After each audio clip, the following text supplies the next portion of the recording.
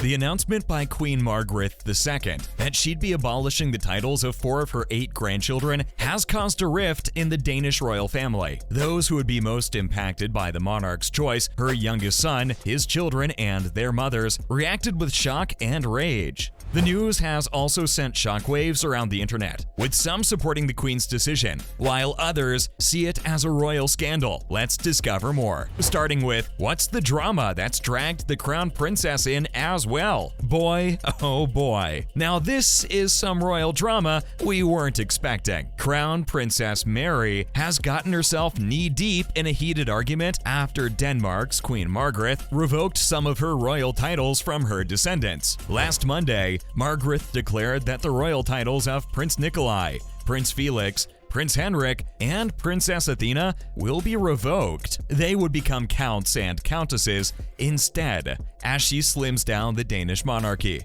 Given that Frederik is the next in line to the throne, Mary's offspring with Crown Prince Frederik will keep their titles. Now that they have spoken out, Joachim and his second wife, Marie, have described their connection with Frederik and Mary as difficult. Margrethe has sadly not spoken to them since the shocking action, as they've recently revealed in an interview. Anyone else getting deja vu? Same royal drama, just different countries. Apparently, their daughter Athena has been bullied at school since she lost her title. What's worse is that the family was informed about it only 5 days before the decision was made public, so they never saw it coming. Now, in another interview, Crown Princess Mary has supported Margrethe's difficult choice to revoke her grandchildren's royal titles. While she believes that change can be really painful and extremely tough, she also thinks that it was the right choice on her mother's part. It really is a difficult decision to make, as well as a very difficult decision to receive. Next, why was this decision made in the first place? In order for the Queen's 4 grandchildren to build their own lives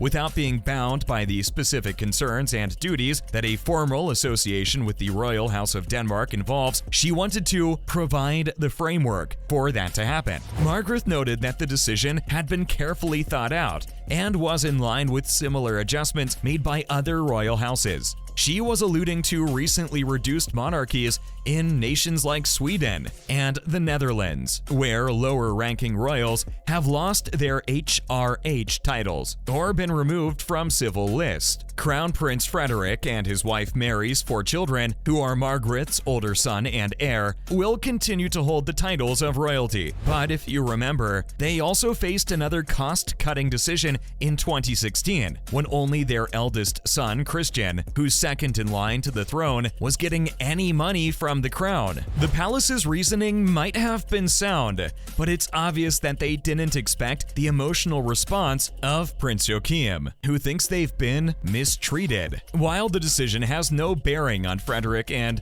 Mary's 4 children, who are all direct descendants of the future king, Mary said it might not always be the case. When the time comes, they might make similar decisions to cut some family members off. Whether or not they agree with the Queen's choice, the unexpected escalation of royal conflicts, and even more rare, their unsavory public airing, have surprised many Danes. But then, surveys show that as many as 75% support her decision. Up next, what's the Queen's response to all this? In a remarkable turn of events, the 84-year-old Queen later apologized for any distress she may have caused to her family, and acknowledged that she had underestimated how much they would feel affected. The Queen, though, defended the action, calling it a crucial safeguard for the continuity of the monarchy. Her judgment states that starting January 1st, 2023, His Royal Highness Prince Joachim's kids could no longer use the titles of Prince and Princess. Instead, they'll only be able to use their titles as Counts and Countess of Montpezat. It's no surprise that the public's perception of the family and the Queen has been shattered. She's a mother and a grandmother. While there may have been some issues with protocol, couldn't she just have picked up the phone and said, "Hey, we need to resolve this"? During her 50 years on the throne, Margrethe, often known as Daisy, has gained a great deal of respect for her unwavering sense of responsibility and acceptance of the royal role. She has vowed time and time again to remain on the the throne until I drop, rather than abdicate. Few had imagined trouble might build, given that the Queen consistently has personal approval ratings above 80%, and support for the monarchy is not significantly different. But Danes have long understood how much significance Margrethe places on court titles. Now, the slates haven't been clean for the Danish Queen. There's no doubt that she's a gifted artist who speaks 5 languages fluently. She's done things like designing costumes and sets for the Royal Danish Ballet and Theatre, and illustrated books like the Danish translation of The Lord of the Rings. The Queen also had her paintings showcased abroad and translated by authors like Simone de Beauvoir. But her internal affairs, not so vibrant. Late Prince Henrik, the Queen's consort and husband, complained bitterly but in vain for decades that he was never addressed as king. At one point, Prince Henrik even fled to the couple's chateau in France after Crown Prince Frederik was chosen to host a New Year's reception while the Queen was away. Henrik, a Frenchman, claimed that being demoted to the 3rd position in the hierarchy made him feel pushed aside, degraded, and humiliated. Later, we saw how he objected to being buried close to his wife, claiming that she had never treated him equally. Also, there have been rumors that Margrethe was not the most affectionate of mothers. According to a best-selling biography of the Queen, Joachim and Frederik were brought up on the palace's top floor by their nanny. Margrethe didn't go up there, and they weren't allowed downstairs. It wasn't until they were 4 or 5 that they could finally eat dinner on the same table. Sheesh. As a result, the 2 brothers, who were only a year apart, became very close, almost like twins. But since then, their relationship has soured, with Joachim being steadily marginalized and having his royal responsibilities reduced amid media reports that he was practically banished to Paris. Next up, there might be another reason for this title debacle. According to rumors in the Danish media, the Queen's decision was hastily disclosed because of Prince Nikolai and Prince Felix's developing professional activities. Before this, Prince Joachim said the Queen had informed him of the plan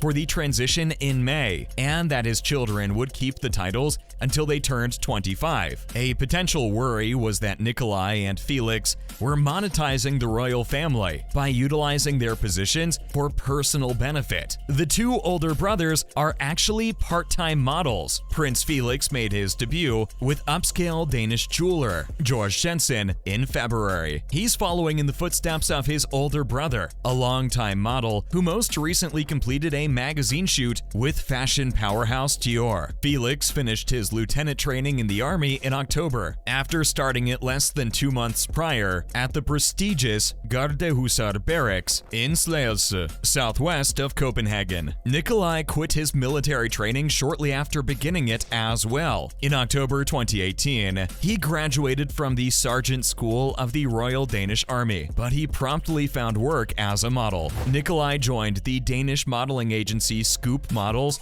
in 2018 and has appeared on the runways for Burberry and Dior. He most recently appeared on the cover of Vogue Scandinavia, wearing Dior, and took part in a runway presentation during Paris Fashion Week for the Danish brand Reigns. Nikolai returned to Denmark in January to finish his education at the Copenhagen Business School, but then, in order to complete a semester there and advance his fashion profession, he moved to Paris in September. Lastly, Prince Joachim's condition is eerily similar to Prince Harry's. We've been hearing about Prince Charles thinking of a similar cutback, but he'd better think twice. The situation is a bit too similar to the British royal feud. Don't think so? Just hear this. In recent years, Prince Joachim and Princess Marie's role in the Danish royal family has diminished. They moved to France in 2019, where Joachim enrolled at the nation's top military program, the École Militaire in Paris, which focuses on strategic leadership and international relations.